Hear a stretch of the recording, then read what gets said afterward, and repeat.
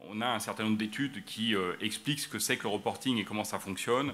Et on a des chiffres qui sont parfois totalement hallucinants par rapport à cette logique de management de reporting qui nous explique que parfois on a des 50% de temps consacré à ce sujet-là. C'est-à-dire qu'on a des managers qui sont supposés faire du management, c'est-à-dire accompagner les collaborateurs, les faire grandir, organiser l'activité, qui passent du temps à, si je suis un peu vulgaire, remplir des tableurs Excel au profit de leurs supérieurs. Il faut l'avoir en tête. Deuxième élément, c'est que le reporting, en fait, c'est un système de dilution des responsabilités qui trouve sa source dans, on va dire, deux grandes origines. Les phénomènes d'outsourcing. Les entreprises s'organisent de plus en plus en cédant une partie de leur activité à d'autres prestataires pour faire des gains, entre autres, de productivité. Et donc, du coup, il faut faire face à ce phénomène-là qui existe depuis une dizaine d'années et qui n'est que grandissant. Et puis, les organisations dites matricielles.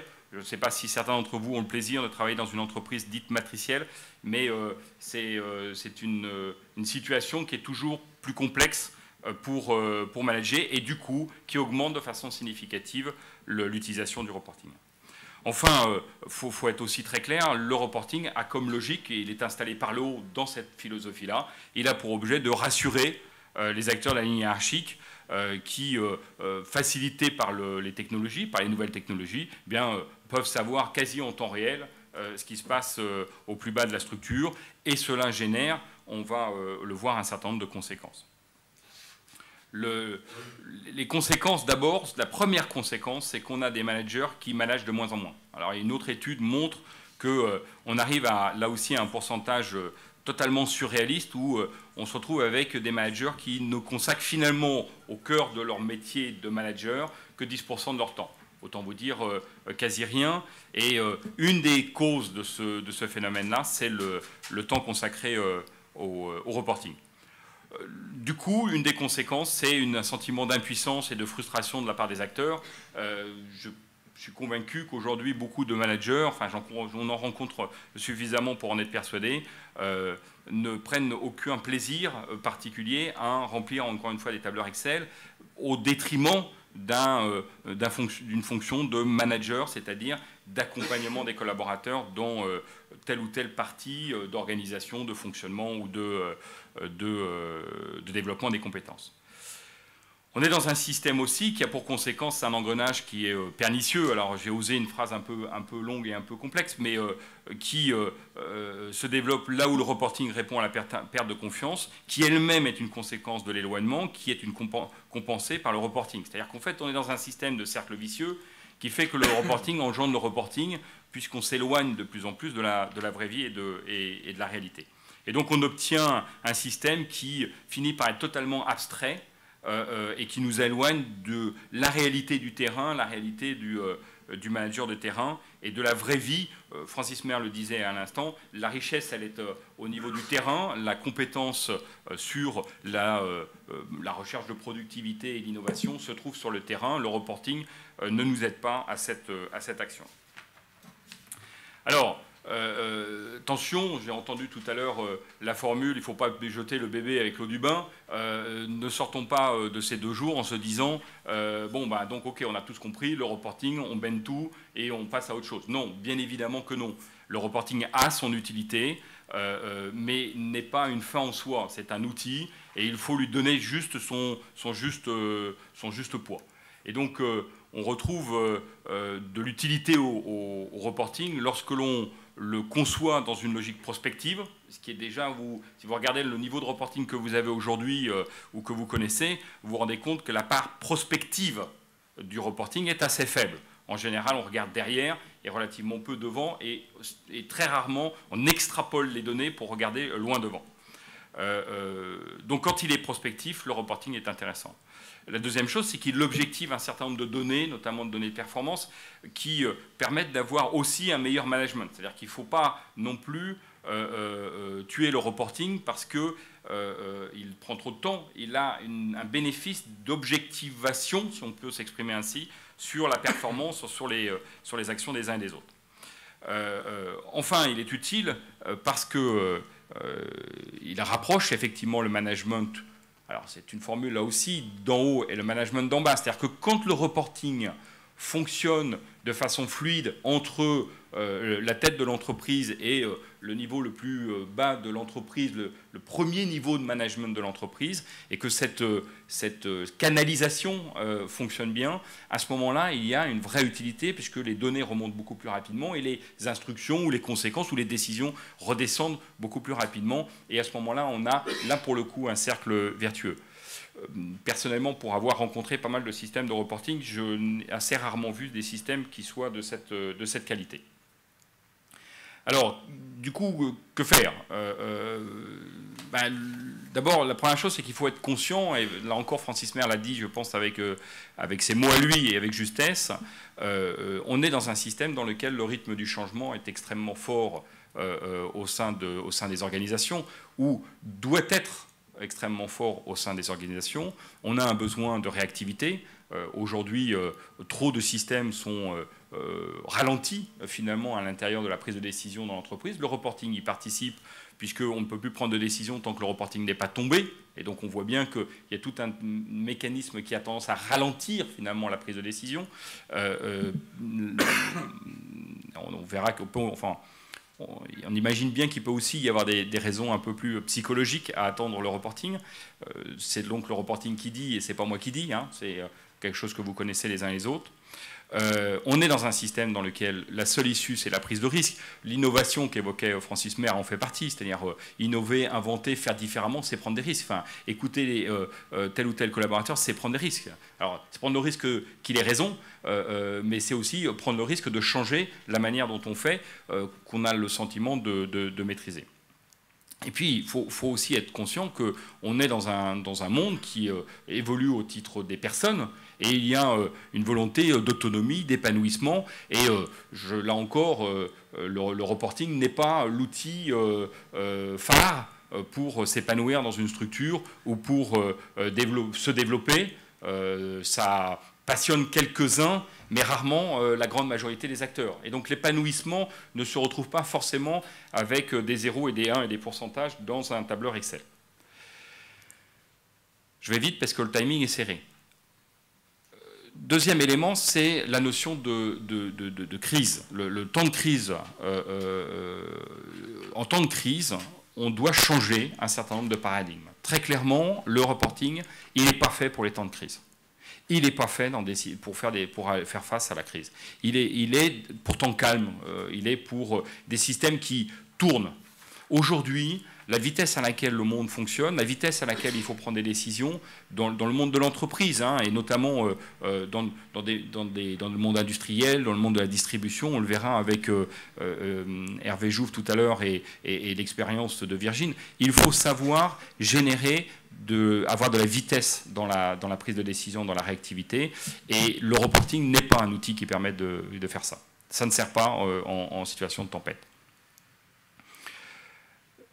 L'autre élément, c'est qu'il y a devant nous des tas d'éléments que l'on ne maîtrise pas. On passe d'une époque où on avait le sentiment, il y avait vraisemblablement une certaine réalité à cela, on avait le sentiment de maîtriser ce qui allait se passer. Il y avait plus de prédictibilité, comme on dit.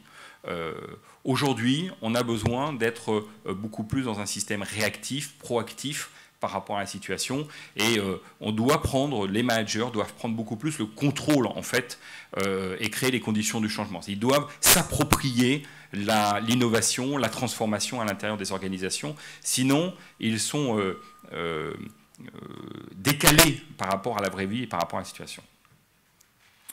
Aujourd'hui, un certain nombre de structures, un certain nombre de modes de faire, un certain nombre de process sont centrés sur une vision idéalisée, une vision sacralisée, quasi hypnotique des outils de type balance scorecard ou autre tableau de bord. Encore une fois, le propos n'est pas de dire qu'il faut tout jeter. L'enjeu, c'est de savoir l'utiliser à son bon niveau de contribution dans le dispositif. Et tout ça fait que le niveau de confiance qu'il y a entre les collaborateurs diminue au fil de l'utilisation de ces types d'outils. Et donc, du coup, on est dans un système où on perd finalement une partie d'instinct, une partie de bon sens, là encore, comme l'évoquait tout à l'heure Francis Mer avec l'exemple du dentifrice.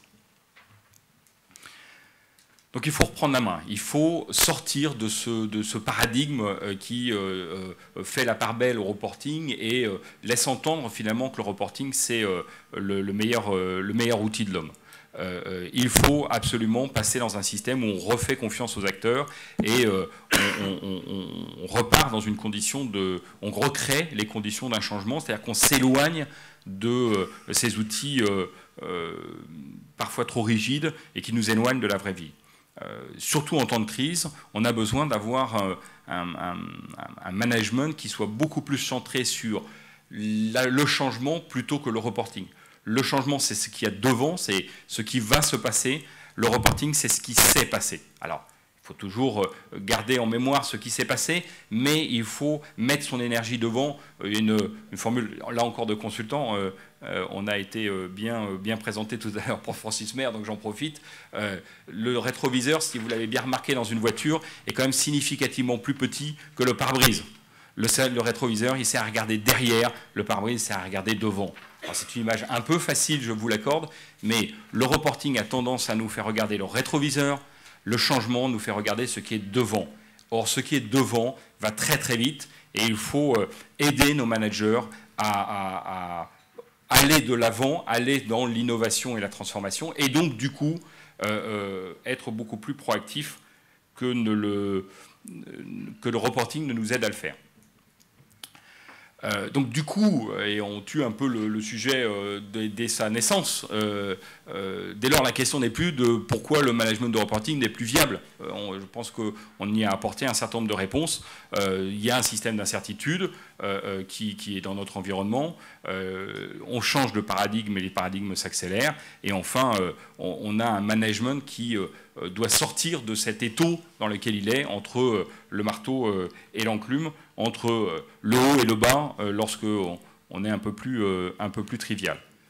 Mais du coup, si on enlève cet outil-là dans les modes de fonctionnement, ou si on lui donne une part plus raisonnable, et significativement plus raisonnable, eh bien, finalement, le manager, on le rassure, on l'outille, on l'aide sur quoi? Et là encore, vous garantir que ce n'était pas préparé, mais Francis Mer nous a donné une partie des réponses. C'est l'innovation, l'invention, la créativité, la puissance de l'entreprise, elle se situe dans ses collaborateurs, au plus profond de son organisation, et il faut aller la chercher. Et ça, c'est l'opportunité que nous donne la situation actuelle, et l'opportunité donc de transformer finalement tous ces changements, toutes ces difficultés, en des éléments d'une aventure qui est tout à fait extraordinaire à vivre. La période actuelle est une période qui permet beaucoup de choses, même si elle n'en donne pas les signes. Il faut donc abandonner les paradigmes d'hier, le reporting en fait partie. Il faut aussi abandonner, j'en profite aussi pour passer le message de cette logique de la résistance au changement. Je voudrais vous rassurer tous, et peut-être un peu en contradiction avec Francis Mer, l'homme il adore le changement. Vu ce qu'on a fait jusqu'à maintenant depuis des siècles, l'homme adore le changement. Ce qu'il ne supporte pas, c'est qu'on lui explique n'importe comment ce qu'il faut faire. C'est-à-dire qu'il n'y a de résistance au changement que les erreurs que l'on a à conduire ce changement-là. On génère nous-mêmes la résistance au changement par la mauvaise manière de faire. Et donc, il faut sortir de cette idée que le changement, c'est quelque chose de douloureux, c'est quelque chose de difficile, c'est quelque chose d'inacceptable, de mauvais, de négatif. Je ne reprendrai pas les travaux qui ont été menés là-dessus, mais la logique de la courbe du changement, par exemple, il faut savoir en sortir. Elle ne s'applique pas au changement, en tout cas pour la grande majorité des changements. Donc le changement, il a un capital désirable, il a une potentialité de désir extrêmement fort, il y a une énergie extrêmement forte à l'intérieur des entreprises, une capacité d'engagement extrêmement forte à l'intérieur de l'entreprise, que le management de reporting tue, très honnêtement, enfin castre. L'idée, c'est de les libérer de ça et de donner à chacun l'opportunité de s'occuper de ce qui est devant, c'est-à-dire le changement, et un peu moins de ce qui est derrière.